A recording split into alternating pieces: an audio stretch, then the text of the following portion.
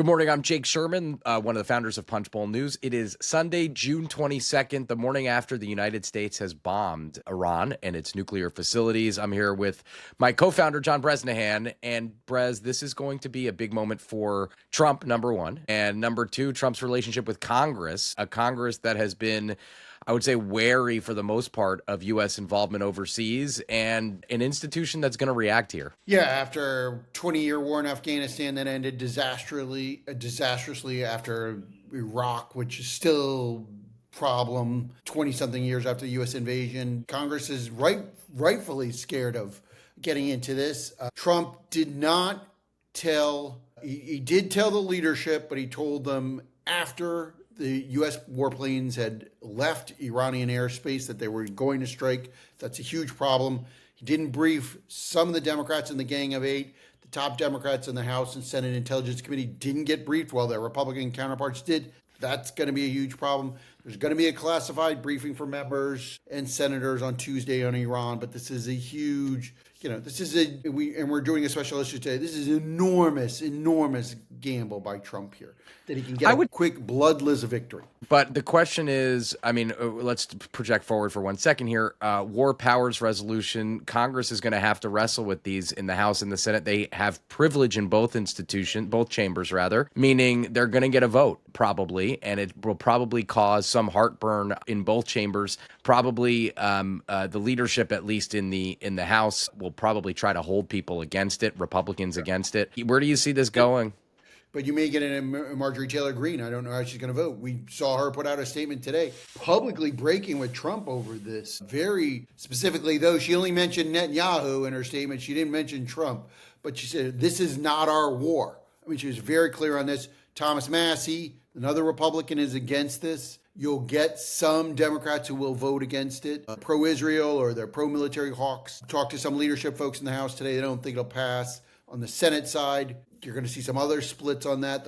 There may be some Democrats who vote with Republicans here on this. I don't know, but I think there's not going to be anywhere near enough support to overcome it, even if Congress would pass it, to overcome a Trump veto. And I think for us, if you look at this from a macro level for Congress, not only is Trump now trying to get his reconciliation package through, which is a huge, huge lift by July 4th. And by the way, I wonder whether they will, it's June 22nd, right? So they have this week and next week to get this done by July 4th, which seems like it seems like a tall task. I'm not saying it can't happen or it won't happen, but it will be a very tall task. I guess the question is, they have to deal with this. They have to deal with reconciliation, and they have to deal with Iran, which is going to take up a lot of oxygen, Bres. I just think that there's going to be a war powers resolution vote, almost certainly.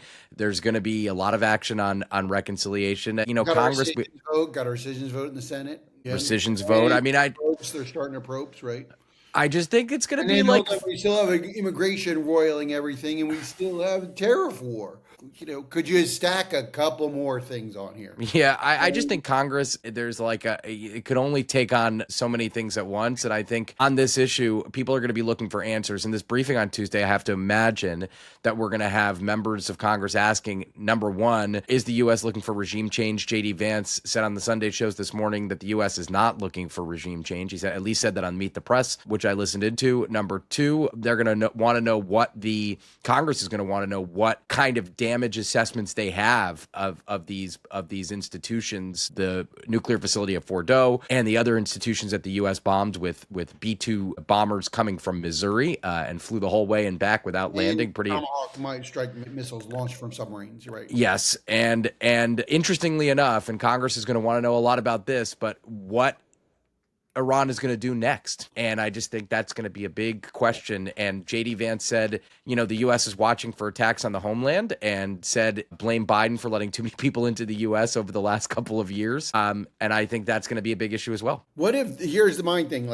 First of all, for me, this is my entire adult life has been Iran, has been a problem. I went into boot camp in 1979. That was the Iran hostage crisis. So 45 years later, we're still dealing with this.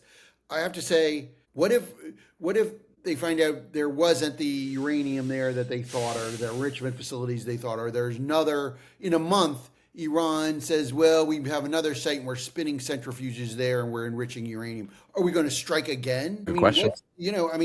What happens if it wasn't successful, if it didn't destroy the facilities or the production that we thought. I mean, what happens? I mean, That's a big question. and what if in a month from now there's a terror attack on U.S. forces somewhere and we're not sure who is behind it? Do we immediately blame Iran and bomb them again? I mean, Yep. this is just could be a real open-ended question here, and I'm not sure. I mean, Trump is risking everything on Iran coming to the table quickly. That he did this, they come to the table and he cuts a deal. That's what he wants. He wants a deal. In some ways, this makes a lot of sense. Hezbollah is compromised. Hamas is in the middle of a war with Israel. Syria, Assad is gone. Iran has a lot fewer friends, but this is just a huge, huge gamble. We'll be watching all this. Thanks for tuning in, and we'll talk to you throughout the week. Thanks.